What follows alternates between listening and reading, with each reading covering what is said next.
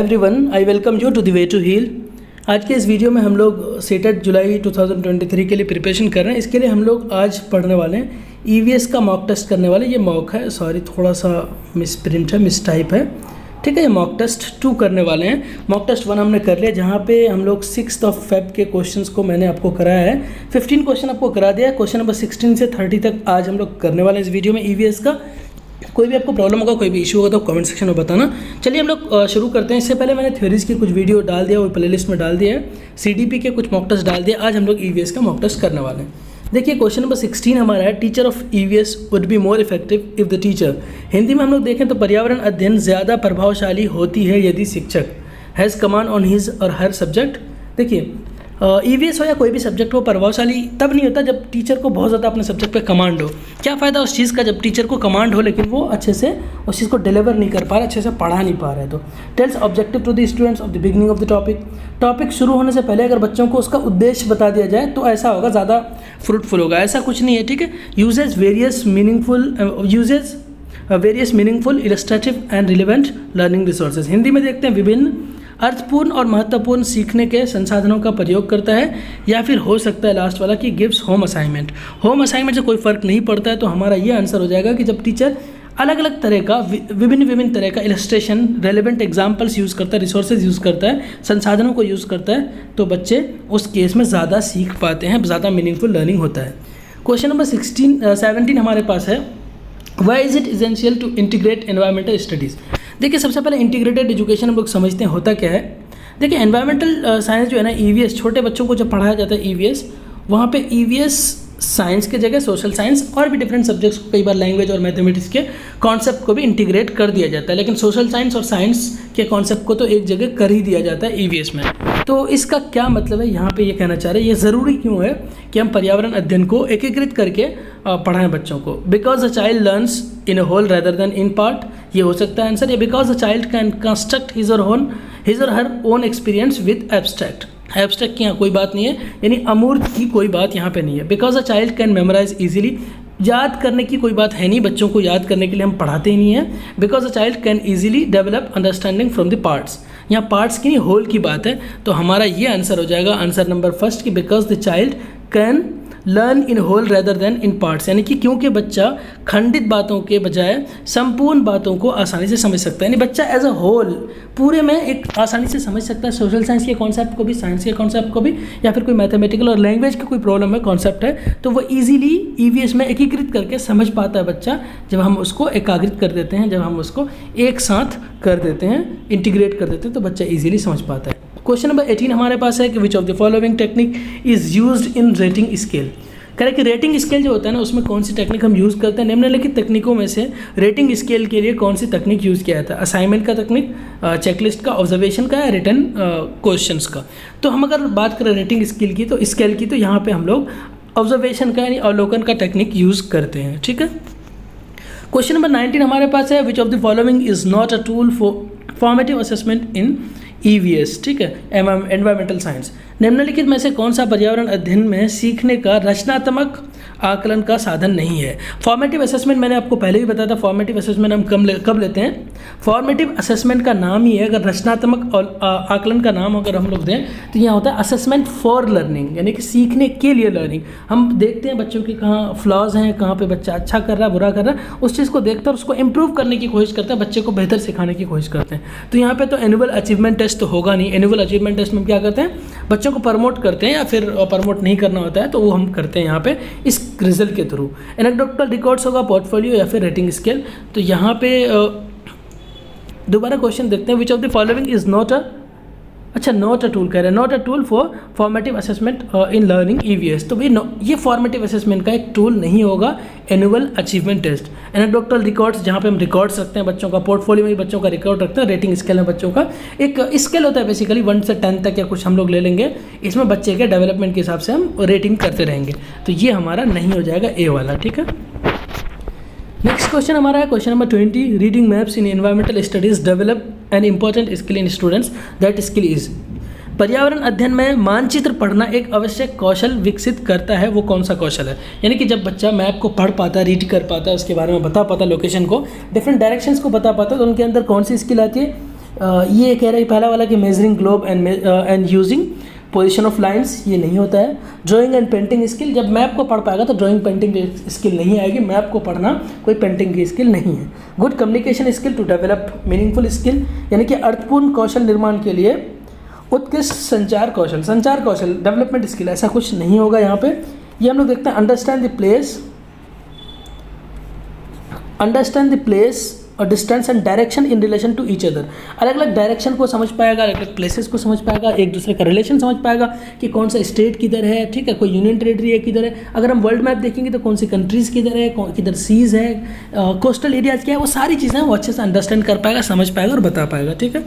Question number 21 हमारे पास है कि an EVS teacher conducts an experiment related to what floats and what sink in water, which process skill would be develop in student.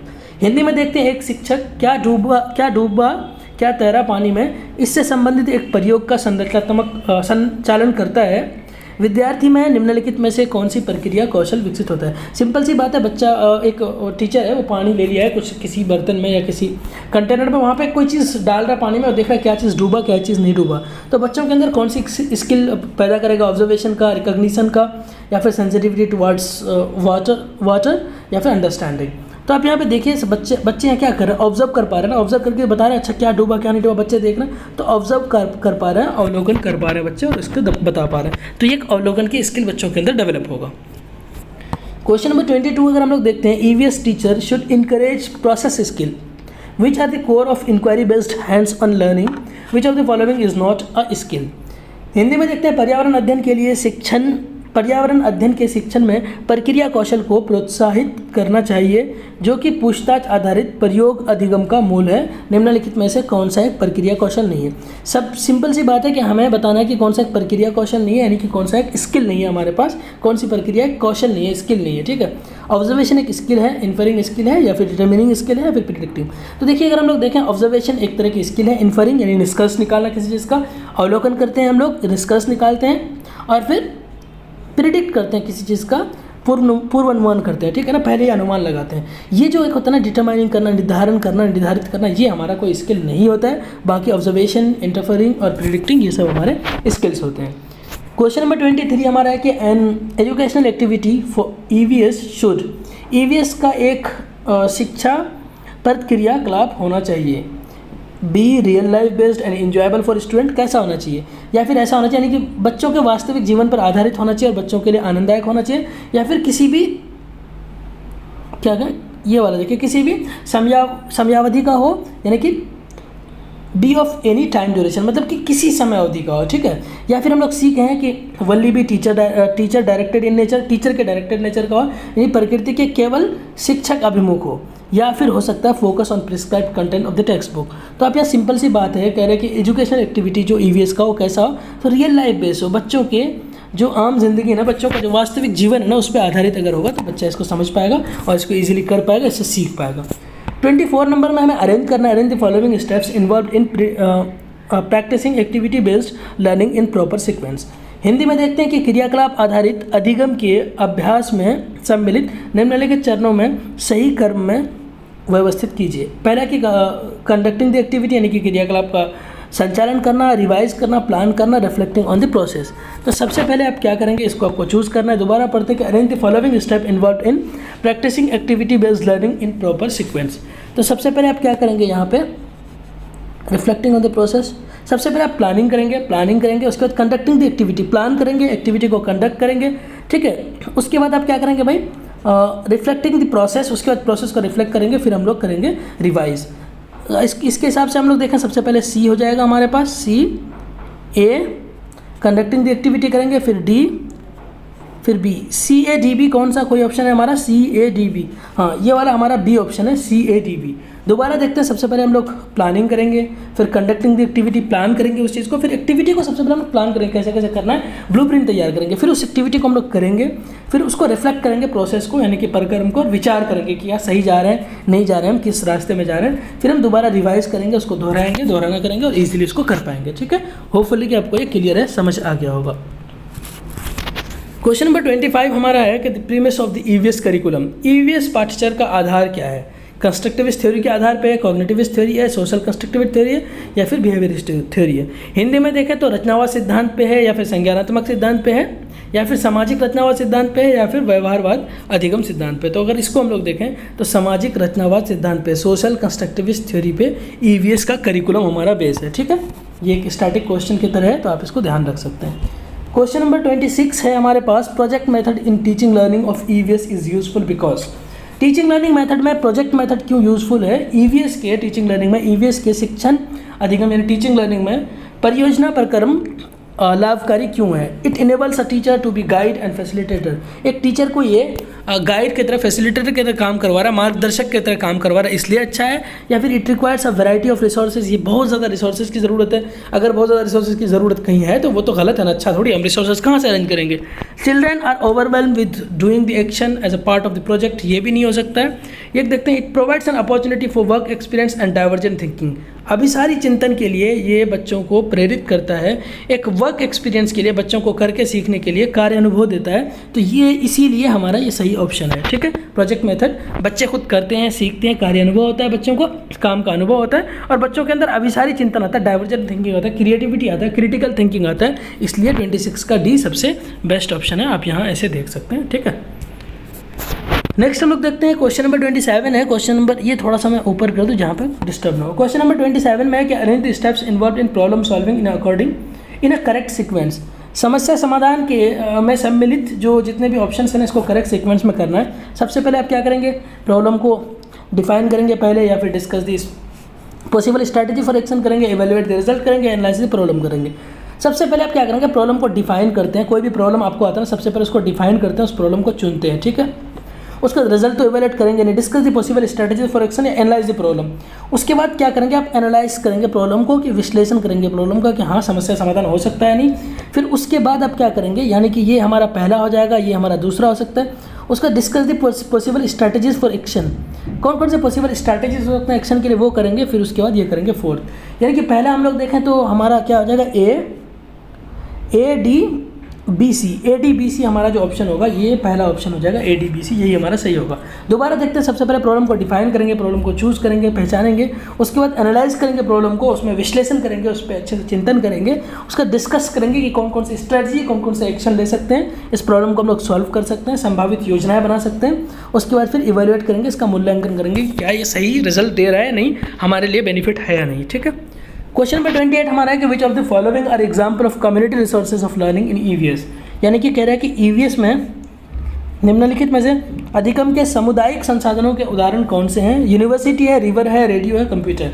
देखिए, सामुदायिक संसाधन की बात करें तो इस हमारे बच्चे के आसपास बच्चा जिस कम्युनिटी में रहना चाहता है, जिस समुदाय में रहना चाहता है, वो as a learning resource use होना चाहिए, अधिगम के लिए इस्तेमाल होना चाहिए। बच्चे उससे अगर कुछ सीखते हैं ना, वही हमारा होता है सामुदायिक संसाधन। ठीक है, या फिर हम लोग कम्युनिटी रिसोर्स को इंग्लिश में कहते हैं। ये टर्म ज़रूर याद रखना आप, क्योंकि इंग्लिश के टर्म्स बदलते नहीं, हिंदी में एक टर्म के कई टर्म हो जाते हैं, मैं बार बार बताता हूँ। यूनिवर्सिटी है, रिवर है, कंप्यूटर है, ये तो सामुदायिक नहीं हो गया ना। कारपेंटर है, शॉपकीपर है, टीचर है, पेरेंट्स है, ये सब समुदाय में रहने वाले हैं। कारपेंटर हो सकता है, और shopkeeper, teacher, parents. University, waste material, parents and office नहीं होगा, मोबाइल फ़ोन, न्यूज़पेपर, जंगल। तो ये वाला हमारा बी जो होगा ना, कारपेंटर है, शॉपकीपर है, टीचर है, पेरेंट्स है, ये सब सामुदायिक रिसोर्सेज हो जाते हैं, ये सब कम्युनिटी रिसोर्सेज हो जाते हैं बच्चों को सीखने के लिए। ये हमारा सेकंड लास्ट क्वेश्चन है। इसके बाद एक क्वेश्चन बचेगा, विच of the following statement is true regarding the assignment. कह रहे कि अधिविन्यास यानी असाइनमेंट तथा सत्रीय कार्य में विषय में कौन सा कथन सही है। Family can contribute in according to their potential. कह रहे हैं कि बच्चों के असाइनमेंट में परिवार अपने पोटेंशियल के हिसाब से, अपनी क्षमताओं के हिसाब से और अपने क्षमताओं के अनुसार उसको योगदान दे सकता है। तो नहीं, बिल्कुल गलत बात है, ये नहीं हो सकता। Assignment is the only way of evaluation. यहाँ कह रहे हैं कि इवैल्यूएशन करने का एक असाइनमेंट ही एक तरीका है। यानी बच्चों को अगर आकलन करना है, आपको मूल्यांकन करना है, तो असाइनमेंट दे दीजिए, वही एक तरीका है। ये भी नहीं हो सकता है। सी में अगर हम लोग देखें, assignment shall be given as homework on daily basis. ऐसा भी कोई हार्ड एंड फास्ट रूल नहीं कि हाँ भाई असाइनमेंट हमें देना ही देना पड़ेगा हार्ड एंड फास्ट रूल के तरह। ठीक है, तो ये भी नहीं होगा, कोई दिक्कत नहीं है। ठीक है, एंड हमारा डी ऑप्शन है हमारे पास, assignment help in creating ideas and develop clarity. Assignment जो होता है ना, बच्चों को आइडियाज़ को डेवलप करने में, डिफरेंट चीज़ों के आइडियाज़ को डेवलप करने में हेल्प करता है, और फिर बच्चों के अंदर क्लियरिटी लाता है एक टॉपिक के बारे में। देखिए, जब बच्चा खुद काम करके सीखते हैं ना, कोई टॉपिक दिया आपने, उस पर बच्चा काम कर रहा है, तो बच्चे के अंदर क्रिएटिविटी तो आती है, बच्चे नए नए आइडियाज़ आते हैं, नवाचार आता है बच्चों के अंदर, और उसके साथ साथ एक क्लियरिटी होती है, क्लियरिटी डेवलप होता है, यानी कि बच्चा क्लियरली चीज़ों को समझ पाता है। तो यही हमारा ऑप्शन होगा, यानी अधिविन्यास यानी असाइनमेंट स्वयं के विचार का निर्माण और उन्हें स्पष्ट करने में मदद करता है एक बच्चों के लिए, ये याद रखना आप, ठीक है। Question number 30 and last one for today, यहाँ पे क्या है कि if you find that some students of your class are very bright and intelligent, then how you can teach such students. क्या है कि आपके जो कक्षा में ना कुछ बच्चे हैं जो कि आपको ज्ञात होता है कि बहुत ब्राइट हैं, बहुत इंटेलिजेंट बच्चे हैं, तो आप इन बच्चों को कैसे टीच करेंगे, कैसे पढ़ाएंगे। तो कुछ लोगों का आपका क्या हो सकता है कि भाई सारे बच्चों को हम एक तरह से लेंगे फिक्स करिकुलम, तो ऐसा नहीं होता है। वो बच्चे जो तेज़ बच्चे हैं ना, बहुत ब्राइट बच्चे हैं ना, जो जिसका दिमाग बहुत ज़्यादा चलता है, IQ हाई लेवल का है, तो वो बोर हो जाएगा आपको अगर हर सबको एक तरह से हाँकेंगे। तो आपको उसके लेवल के हिसाब से जाके पढ़ाना पड़ेगा, टीच करना पड़ेगा। No special strategy will be used, ऐसा नहीं हो सकता कि स्पेशल स्ट्रैटेजी नहीं दोगे आप। They will be made to sit with higher classes with higher class student, ऐसा भी नहीं होगा कि आप क्या करोगे, अच्छा तुम 6 में हो, ठीक है, 9th वाले के साथ जाकर बैठ जाओ, तो तुम्हारा दिमाग ज़्यादा चलता है, ये भी नहीं करोगे। दे विल टॉट सेपरेटली, अलग से नहीं पढ़ाओगे उन्हें, क्या करोगे, they will be taught using enriched curriculum, उनका करिकुलम थोड़ा इनरीच हो सकता है, उनको आप हाई लेवल में जाके उनके लेवल में जाके पढ़ा सकते हो, ये काम आप कर सकते हो। तो यही आंसर हो जाएगा। होपफुली कि सारी चीज़ें आपको क्लियर है। अगर आपने यहाँ तक पढ़ा है, सुना है मुझे, तो उसके लिए थैंक यू सो मच। और अगर कोई तरह का सजेशन है तो आप मुझे दे सकते हैं, और जो भी चीज़ें चाहिए ना आपको मैथ्स के लिए भी मैं धीरे धीरे ला दूंगा, सर ने कहा है वो भी वीडियो बना देंगे, जैसा भी होता है आप मुझे ज़रूर बताएं। So that is for today, please stay connected, keep growing, thank you so much, bye bye, take care.